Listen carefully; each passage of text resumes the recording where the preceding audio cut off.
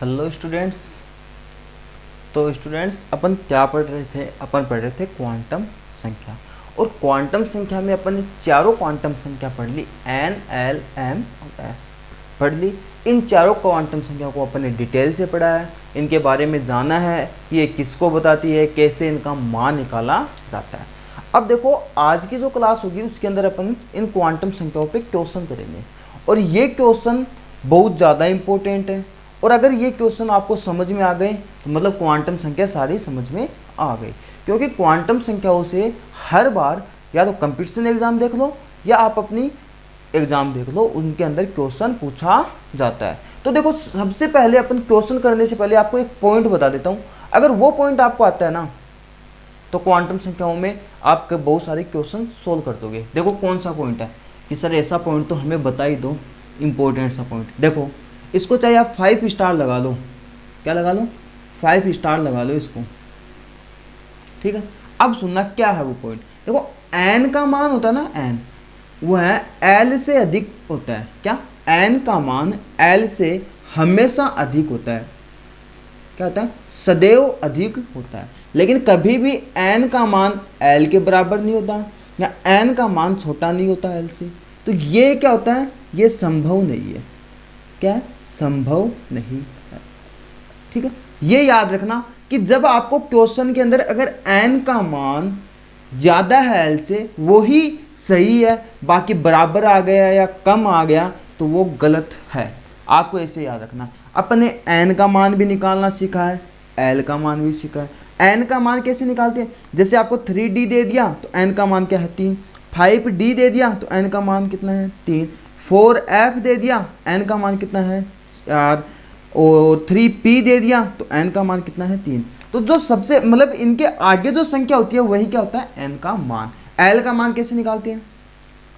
0 से लेकर n-1 तक क्या होता है?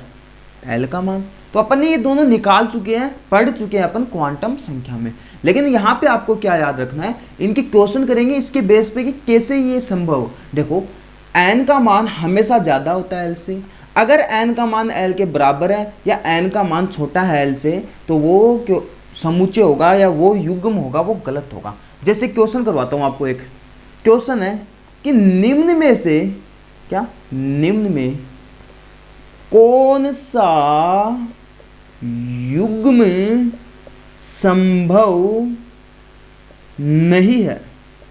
सुनना क्या बोल रहा हूं, निम्न में से कौन सा युग्म संभव नहीं है? आप बताना, एक बार खुद से कोशिश करो इसकी।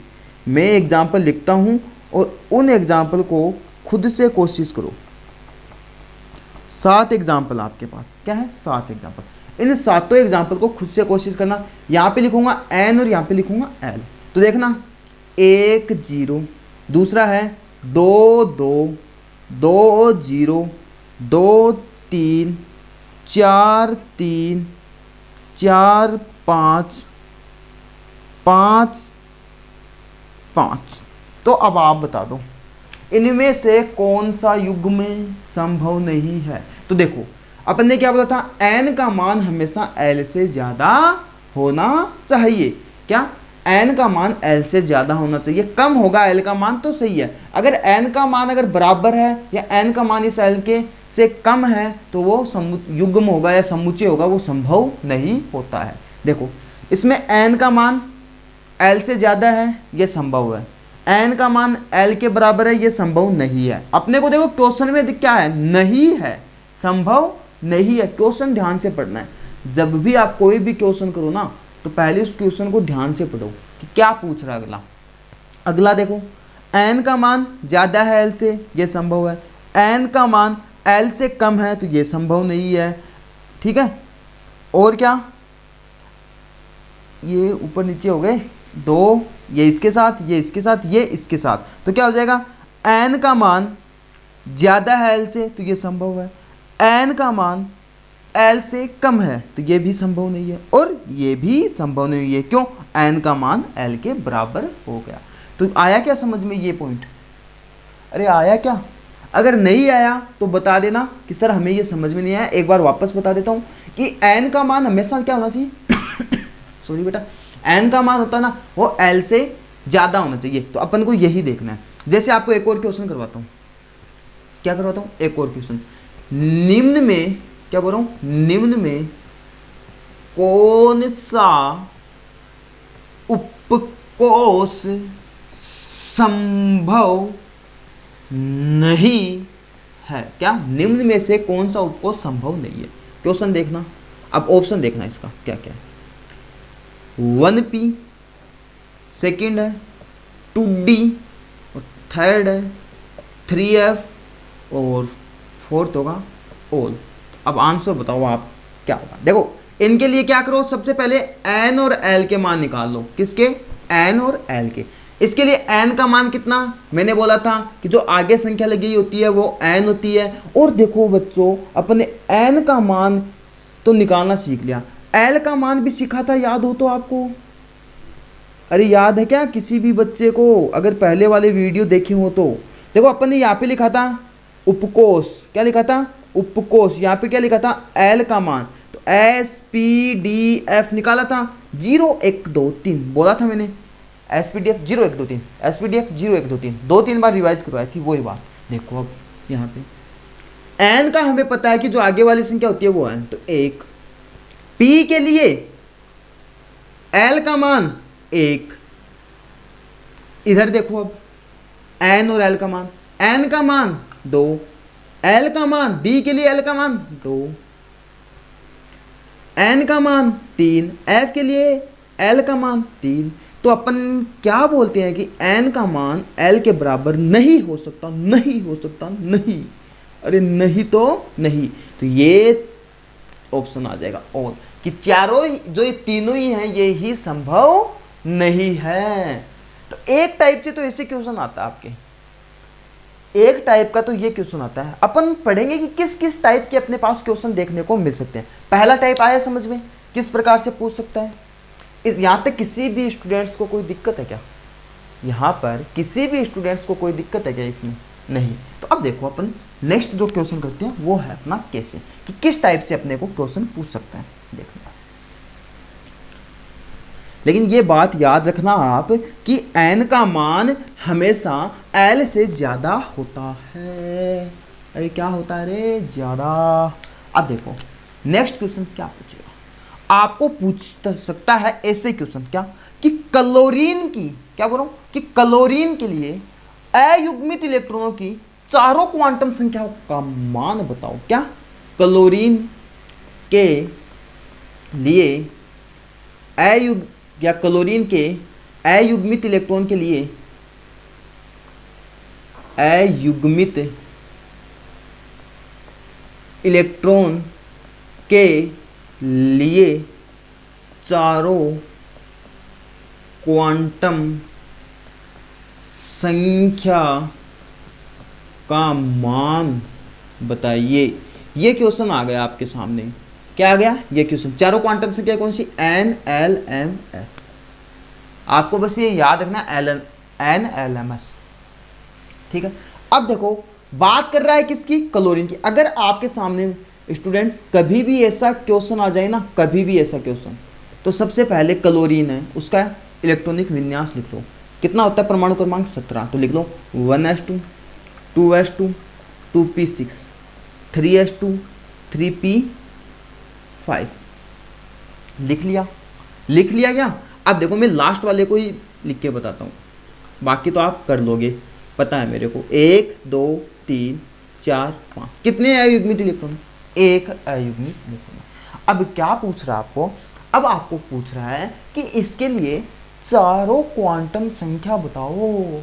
अब आपको देखो क्या करना है, सबसे पहले n, फिर l, फिर m और फिर s। यही तो निकालना है स्टूडेंट्स।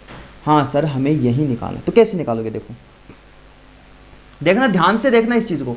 n का मान देखो, लास्ट वाला यही तो अपने पास 3p5, क्या है 3p5, तो 3p है तो n का मान क्या हो जाएगा 3। देखो 3, आगे वाला क्या हो जाएगा p के लिए l का मान 1, क्या होता है l का मान 1, और m का मान, और अपन ने m का मान कैसे देखा था, -l से शून्य सहित प्लस l तक देखा था कि नहीं देखा था, तो क्या हो जाएगा -1 0 +1। s का मान +½ या -½ निकाल सकते हो इसे।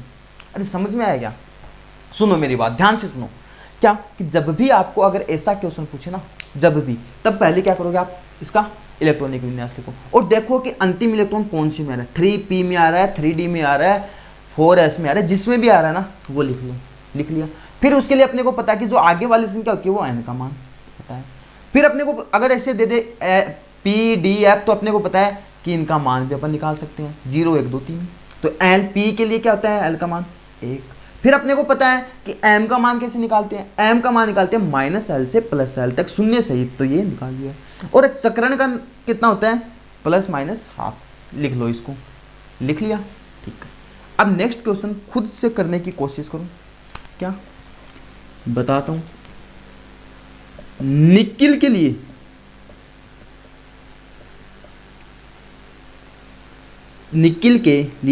या निकिल के अंतिम कोष के लिए चारों क्वांटम संख्या बताइए। क्या लिख लो क्वेश्चन और करो। लिख लो, लिख लिया। अब देखो कर लिया सभी ने तो ठीक है। अब मैं बताता हूँ। पहले मैंने क्या बताया, अगर ऐसा क्वेश्चन आ जाए तो सबसे पहले इनका परमाणु इलेक्ट्रॉनिक विन्यास लिखो। और अपने को पता निकिल का परमाणु क्रमांक होता है 28 होता है। ठीक है, अपन ने इलेक्ट्रॉनिक विन्यास लिखने बहुत अच्छे से सीखे, आपको ट्रिक भी बताई थी मैंने। अब देखना, निकिल है 1s2 2s2 2p6 3s2 3p6 कितने हो गए, देखो 2 4 10 6 10 हो गए ना, 10 2 12 6 18। फिर क्या आ जाएगा 4s2 3d 8 आ गया। अब अपने को देखो अंतिम कोष के ये वाला कौन सा है, ये 3d 8 3d 8 है। इसके लिए अपने को क्या करना है, n l m s इन चारों क्वांटम संख्याओं का मान निकालना है। और अभी अपन ने क्या उस तरीके से कैसे करेंगे, जो आगे वाला नंबर है वो तो क्या होता है n कितना 3। d के लिए l का मान कितना spdf, तो देखो spdf 0 1 2 3 तो कितना 2। m का मान -l से शून्य सहित +l तो -2 -1 0 +1 +2। s का मान +½ या -½ अरे निकाल दोगे ऐसे क्वेश्चन सारे, कर लोगे ऐसे, इजी है ना एकदम से। दूसरा टाइप था ये अपना। 2 टाइप के क्वेश्चन सीख सकते हो यहाँ पर। अभी तक अपन ने 2 टाइप के क्वेश्चन सीख चुके हैं अपन, है ना। अब नेक्स्ट टाइप कैसा आता है कि किस तरीके से आपको क्वेश्चन पूछेगा। देखो नेक्स्ट टाइप क्वेश्चन, ध्यान देना उस क्वेश्चन पे, इंपॉर्टेंट क्वेश्चन। अब आपको इस तरीके से देखने के लिए मिलेंगे ऐसे क्वेश्चन। क्या है वो क्वेश्चन, आपको बोलेगा 3D के लिए चारों क्वांटम संख्या बताइए। क्या बोलेगा कि 3D के लिए चारों क्वांटम संख्या बताइए। अब देखो चारों क्वांटम संख्या किसके लिए बतानी है, 3D के लिए। क्या बताना है, n l m s का मान बताना है। अब ये n l m s का मान कैसे निकालना है, 3D n का मान 3, आगे वाला नंबर m का मान, l का मान d के लिए कितना 2, m का मान -2 -1 0 +1 +2, s का मान +½ या -½ कर दोगे इसे, अरे कर दोगे, इस प्रकार से निकाल सकते हो। तो अब मैं आपको क्वेश्चन देता हूँ, इनके आंसर मुझे देने हैं। आप सभी बच्चे इनके आंसर देंगे, है ना। सभी बच्चों को इनका आंसर बताना है। क्या कि आपको बताना है 4p के लिए सभी क्वांटम संख्याओं का मान, 7d के लिए आपको बताना है, 6f के लिए आपको बताना है, 7s के लिए। इन सभी के लिए आपके लिए होमवर्क है, इनके क्वांटम संख्याओं के मान बताने हैं। बता दोगे। तो अपन ने 3 टाइप के क्वेश्चन सीख लिए हैं। अपन ने 3 टाइप के क्वेश्चन सीख लिए। देखो n का मान निकाल सकते हैं सीधा सीधा, l का मान हमें पता होता है, फिक्स होता है, m का मान -l से +l तक तो -2 -1 0 +1 +2, और एस का मान प्लस हाफ हो सकता है या माइनस हाफ हो सकता है। आ गई ये बात समझ। अब नेक्स्ट टाइप क्या होता है, क्वेश्चन का नेक्स्ट टाइप क्या होगा वो देखो, सुनना इस बात को। अब ये टाइप भी इंपॉर्टेंट है, क्वेश्चन पूछ चुका है यहां से भी। क्या क्वेश्चन आएगा देखना, वो देखो ध्यान से कि आपको ये बोल दें 2pz, क्या बोल दें 2pz के लिए चारों क्वांटम संख्या का मान बताइए। अरे सर ये तो कंफ्यूज कर दिए, अब कैसे निकालेंगे। अरे तो प्यारे बच्चों सुनो इस बात को, क्या पूछ रहा है 2pz पूछ रहा है, कुछ बड़ी बात नहीं है, काम अपन करते आ रहे वही करना है। क्या NLMS, इनके मान हमें निकालने हैं। सबसे पहले देखो आगे क्या है, वही n होगा 2, p के लिए l का मान 1, m का मान, इंपॉर्टेंट बात आ गई क्या, m का मान। तो अपन देखो यहाँ पे m का मान कैसे निकालते हैं, -l से शून्य सहित प्लस l तक, तो क्या निकलते हैं -1 0 +1। तो देखो अपन p होता है p, उसमें 3 कक्षा करते हैं, px py pz, पढ़ा था अपन ने m का मान निकालते तब।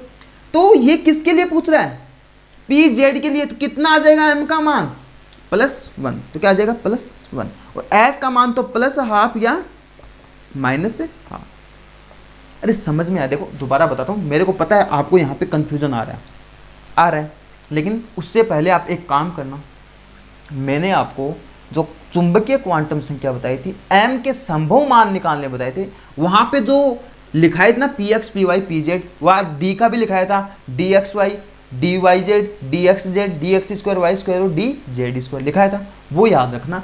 उन्हीं के अकॉर्डिंग उनके मान होते हैं और उन्हीं के अकॉर्डिंग ये किया। जैसे अब नेक्स्ट क्वेश्चन देखो,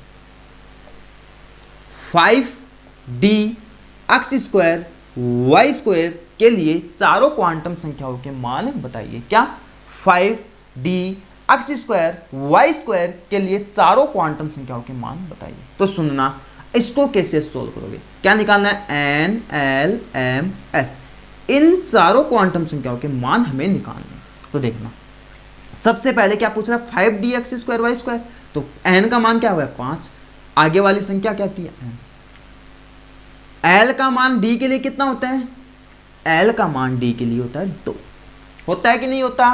अरे SPDF 0 1 2 3 याद कर लो बस इसको, तो बहुत सारे क्वेश्चन हो जाएंगे इसी चीज से।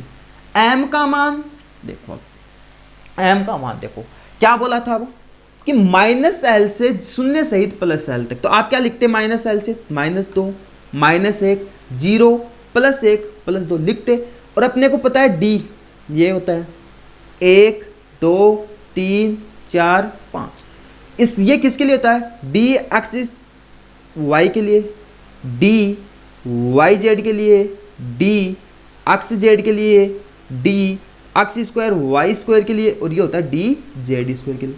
ऐसा पढ़ा था। अब देखो क्वेश्चन बता देता हूँ, बहुत सारे क्वेश्चन एक साथ बता रहा हूँ, अब ध्यान से सुनना इस चीज को। अगर आपको यहाँ पे पूछता d x y, तो m का मान लिख देते -2, अगर आपको पूछता dy z, तो m का मान लिख देते -1, अगर पूछता अक्ष z, तो क्या लिख देते m का मान 0। पूछ क्या रहा है d x² y², तो m का मान +1, और अगर पूछता है dz², तो लिख देते +2। अब s का मान क्या आ जाएगा +½ या -1। तो 4-5 टाइप देख चुके हैं, इनमें अगर किसी भी बच्चे को कोई दिक्कत है तो पूछ लेना। यहां तक किसी को भी दिक्कत है क्या, आ रहा है क्या समझ, अगर समझ में आ रहा है तो सही बात है। अब नेक्स्ट टाइप क्या होगा सर इसका, क्या कि नेक्स्ट टाइप क्या होता है इसके क्वेश्चन का, वो देखते हैं। देखो ध्यान से देखना, ध्यान से देखना है उस टाइप को। अपन देखो आपको पूछ ले, क्या पूछ ले, आपको पूछ ले कि यदि, क्या बोल रहा हूं, यदि चारों क्वांटम संख्याओं का मान